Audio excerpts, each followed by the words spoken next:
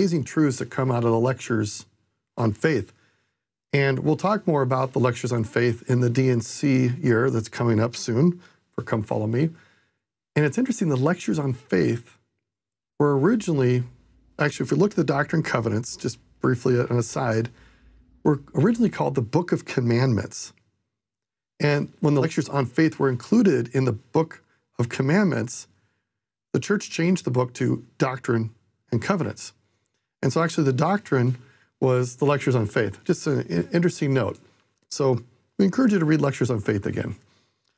So let's unpack a bit more what Moroni is saying in Ether chapter 12, verse 6. Look at some of these words here that he uses. And we're pausing on this because of all the things we could talk about, speaking about faith in Jesus Christ is one of the most significant. So let's talk about how he says, I show unto the world that faith is things which are hoped for and not seen. Wherefore dispute not, because you see not, for ye receive no witness until after the trial of your faith. So let's talk about a couple words here. The word witness. In a past lesson, we talked about how this word is related to a lot of other words that we happen to know in our language.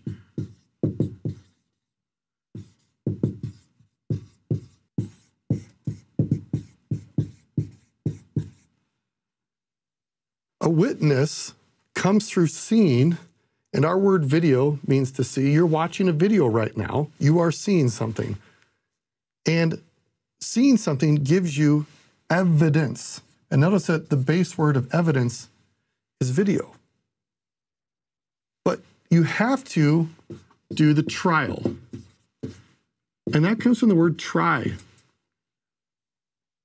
We did not get sent down to this earth to sit comfortably on a couch watching other people live their lives.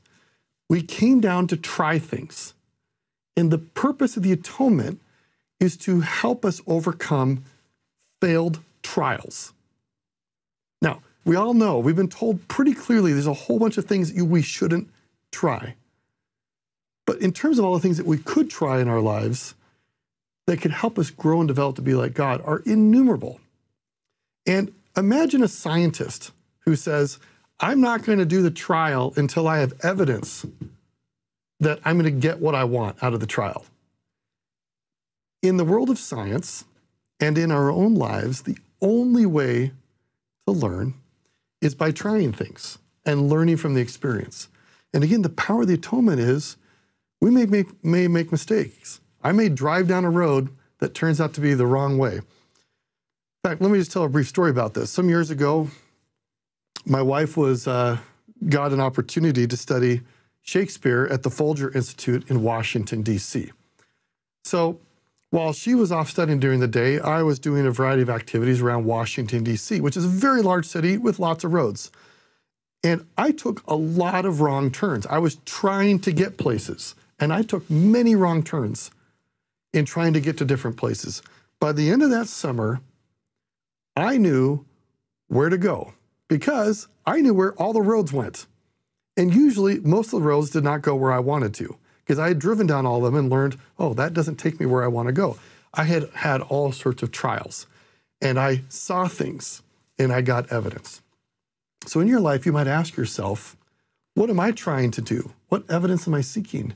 And am I willing to go out and run the risk of some failure, being a bit uncomfortable, in order to be able to see more broadly what God has to offer me in my life?